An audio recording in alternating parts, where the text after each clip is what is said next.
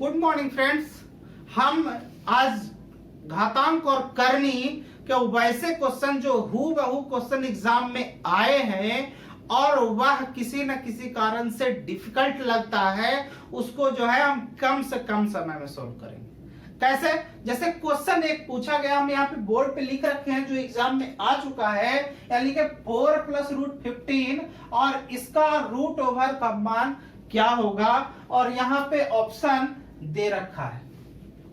ठीक है, तो जब भी इस तरीके का क्वेश्चन रहता है तो हम लोगों ने पढ़ा है कि जब भी इस तरीके, जैसे मान के चलिए कि 4 + √15 है, आप इस तरीके का क्वेश्चन हम बताए होंगे पिछले वीडियो में कि क्या करना है कि पहले इसको तोड़ना है।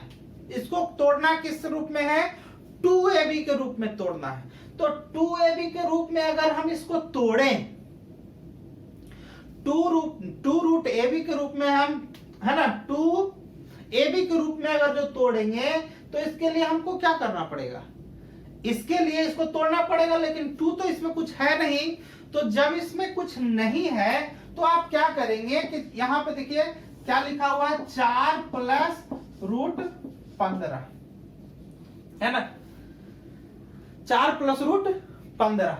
अब इसको हमको सोल्व करना है, इसको हमको सोल्व करना है। तो सोल्व करने के लिए क्या करेंगे, हम इसको √2 से गुना कर देते हैं, है ना। जब √2 से गुना कर सकते हैं तो √2 से भाग दे भी सकते हैं, कोई फर्क पड़ेगा क्या? नहीं पड़ेगा। हम ऐसा इसलिए किए हैं कि ये जो है 2ab के फॉर्म में दे वैल्यू। अब यहां पे आप क्या करोगे, यहां पे आप क्या करोगे, ये जो देख रहे हो ये तो डिवाइडेड में √2 हो जाएगा। ये देखिए, अगर जो हम इसको रूट के अंदर करना चाहें तो इसको डायरेक्टली वे में गुना कर देंगे तो 2 चौका 8 हो जाएगा और +2 √15 हो जाएगा। अब इसको आपको तोड़ना आसान हो गया। क्यों तोड़ना आसान हो गया? कि कभी भी हम इसको जब भी तोड़ते हैं तो 2ab के रूप में तोड़ते हैं। जब 2ab के रूप में तोड़ देंगे इसको तो जो है ये रूट निकालना आसान हो जाएगा। ये एग्जाम में पूछा है और आपको बहुत ही क्वेश्चन परेशान करता है। माइनर मिस्टेक है, अगर जो थोड़ा सा दिमाग काम कर गया तो सेकंडों में बन जाएगा, अगर जो काम दिमाग नहीं किया तो आपका क्वेश्चन नहीं बनेगा। खैर, अब तो यहां पे अब इसको क्या किए, ab के रूप 2ab के रूप में, तो 2 तो यहां है, ab के रूप में तोड़ने का मतलब √5 × √3 इसको कर सकते हैं ना, √5 × √3 ये आ सकता है ना, इसके बदले आ सकता है। तो जब आ सकता है तो इसको उसी फॉर्म में तोड़ देंगे। अब यहां पे आप क्या लिख सकते हो, यहां पे √2 लिख सकते हो, यहां पे रूट अंडर है, यहां पे आप क्या लिख सकते हो, यहां पे 2 √5 × √3, है ना। ये 2ab के रूप में आ गया तो इधर √3 का स्क्वायर और +√5 का स्क्वायर, ये भी हो सकता है। अब देखिए a² + b² + 2ab के रूप में आ गया, इसका मतलब a + b का होल स्क्वायर हो जाएगा, और यहाँ पे √2 तो ऑलरेडी है ही।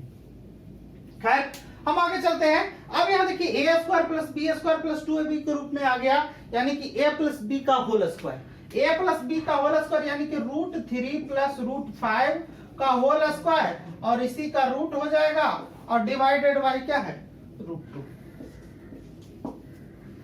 ठीक है, अब यहां देखिए स्क्वायर खत्म, रूट खत्म, कितना हो जाएगा, √3 + √5 डिवाइडेड बाय √2।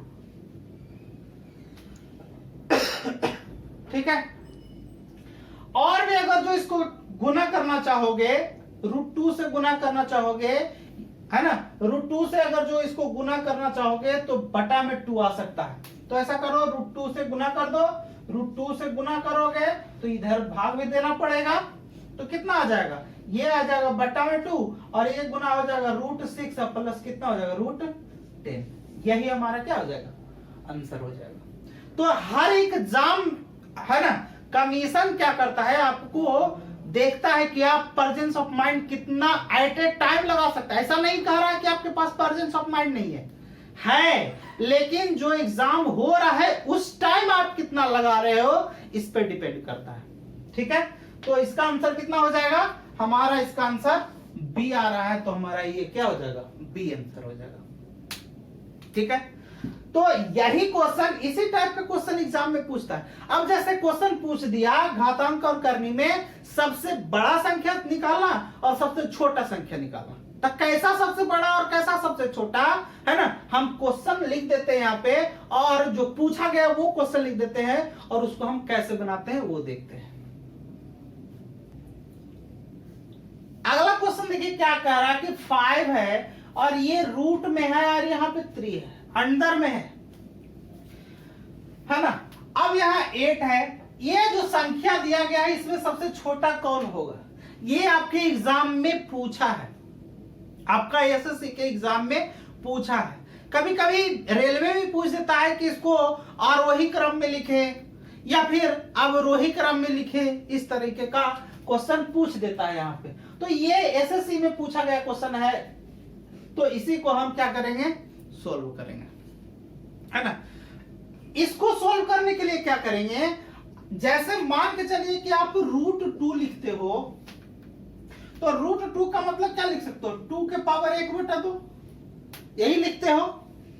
जैसे √3 लिखते हो और इसका मतलब क्या है ना, 3 के पावर कितना 1/2, यानी कि रूट का मतलब है कि वो दो मतलब हिडन है, छिपा हुआ है। लेकिन अगर कह दिया जाए कि 3 के, है ना, ये ऐसे लिखा हुआ है, इसका मतलब है कि 3 के पावर 1/3 लिखा गया है। हम ऐसा इसलिए लिख रहे हैं कि यहाँ पे दिया है।